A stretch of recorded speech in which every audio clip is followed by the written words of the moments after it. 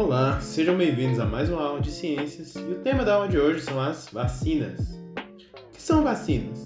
Como elas são produzidas? Qual é a ação delas no nosso corpo? Vacinas são perigosas? Qual é a diferença entre vacinas, medicamentos, soros e remédios? Na aula de hoje vamos investigar mais sobre cada uma dessas perguntas. Vamos lá?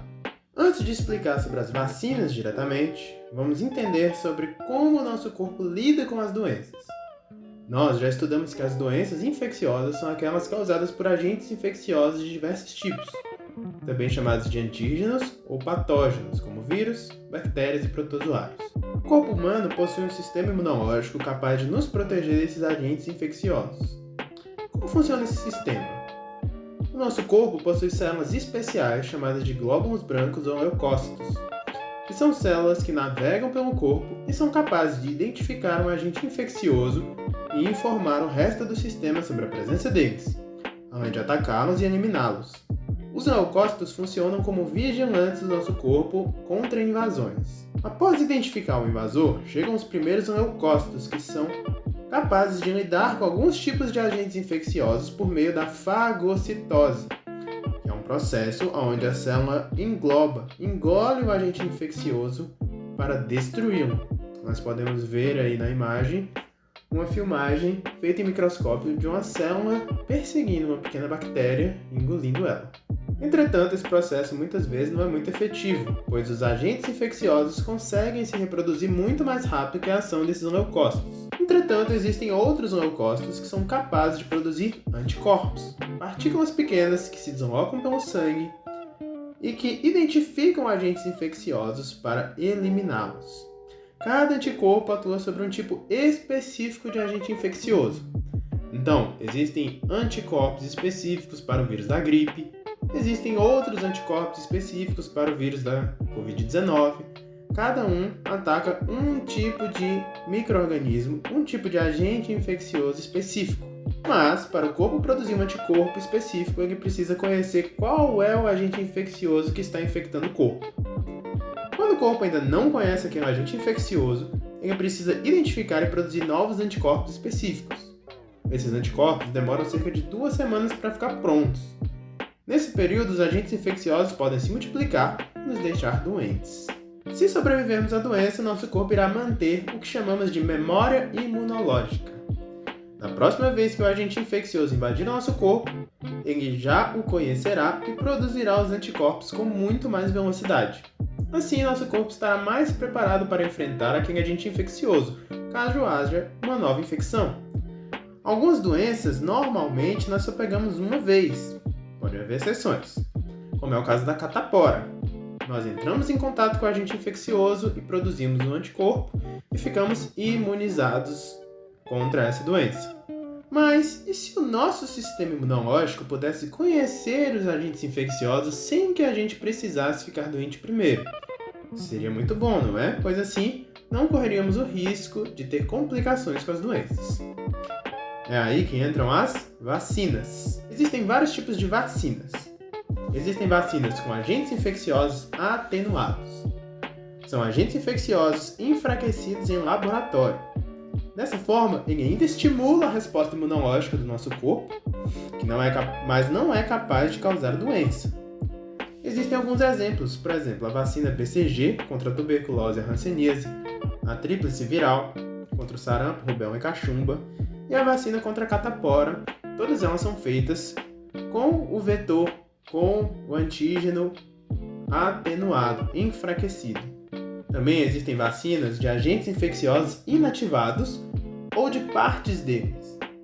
São utilizados agentes infecciosos completamente inativados, ou partes desse agente, como uma proteína ou um material genético, que sejam capazes de estimular a resposta imunológica do nosso corpo. Por exemplo, a vacina contra a hepatite e a Coronavac, vacina contra o Covid-19, são feitas com partes ou com agentes infecciosos inativados. Também existem as vacinas de vetor viral. Nela, adiciona-se uma parte do agente infeccioso que se quer criar imunidade a um outro vírus inofensivo. O corpo irá criar imunidade contra o agente infeccioso perigoso e o vírus inofensivo será eliminado. Um exemplo são as vacinas AstraZeneca e Sputnik V contra a Covid-19. As vacinas são uma forma de prevenção a doenças e são muito importantes para evitar que as doenças se espalhem pela população. Elas geram imunidade individual e também geram imunidade coletiva na população. Se vacinar é, além de uma ação de responsabilidade individual, é uma ação de responsabilidade social, pois estamos evitando que outras pessoas também fiquem doentes. E uma curiosidade, nem todas as vacinas são aplicadas com seringas. Também existem vacinas aplicadas via oral, pela boca. Um exemplo famoso é a vacina contra a poliomielite, ou paralisia infantil, que pode ser aplicada das duas formas.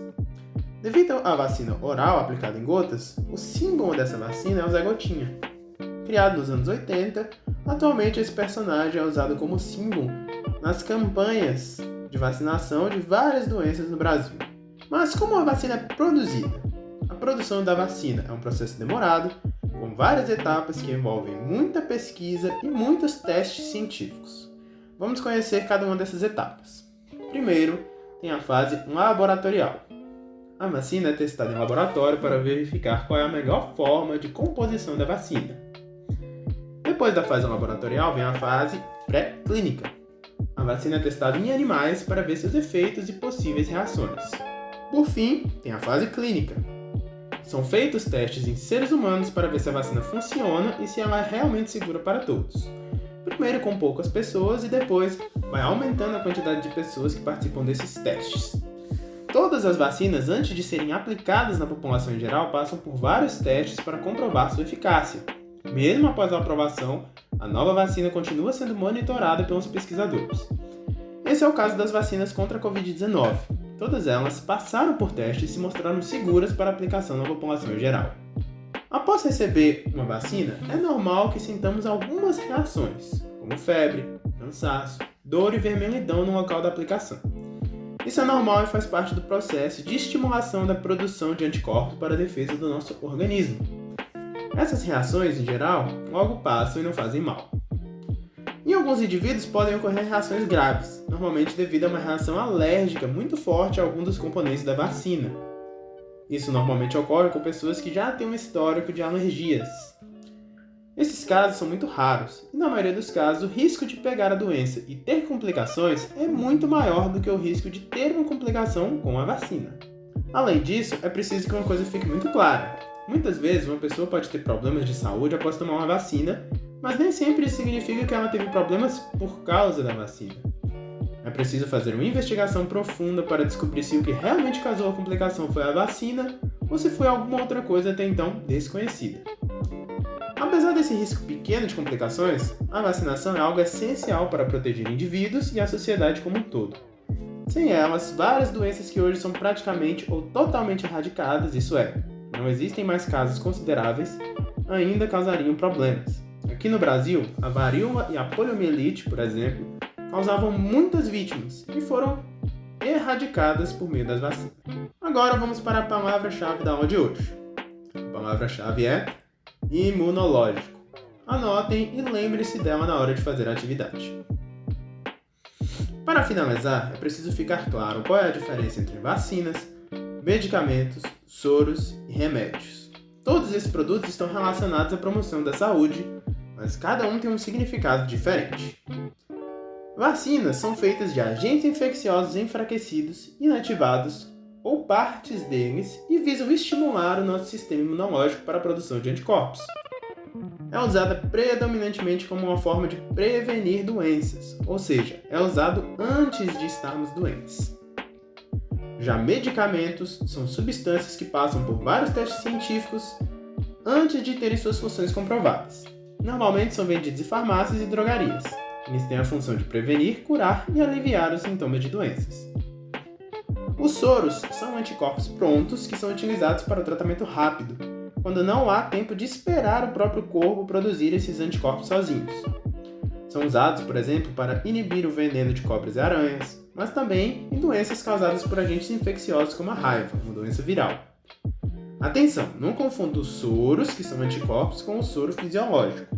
O soro fisiológico não é feito com anticorpos, ele é feito com água e sais minerais, e é usado, dentre outras coisas, para reidratação e limpeza de ferimentos. Por fim, temos os remédios. Remédio é qualquer substância ou recurso usado para obter cura de doenças ou alívio de sintomas. Remédio é um termo mais amplo e pode englobar medicamentos e soros, mas também inclui receitas caseiras e produtos naturais, como chás, que são utilizados popularmente para tratar e aliviar sintomas, muitas vezes sem nenhuma comprovação científica.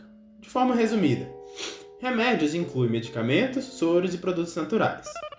E vacinas são outra coisa, elas são uma forma de prevenção e são fabricadas usando agentes infecciosos.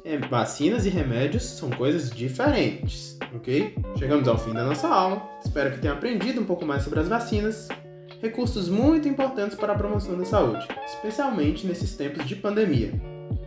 Lembre-se da atividade que já está na plataforma e não esqueça da palavra-chave. Qualquer dúvida, entre em contato comigo pela plataforma ou pelo WhatsApp. Até a próxima aula!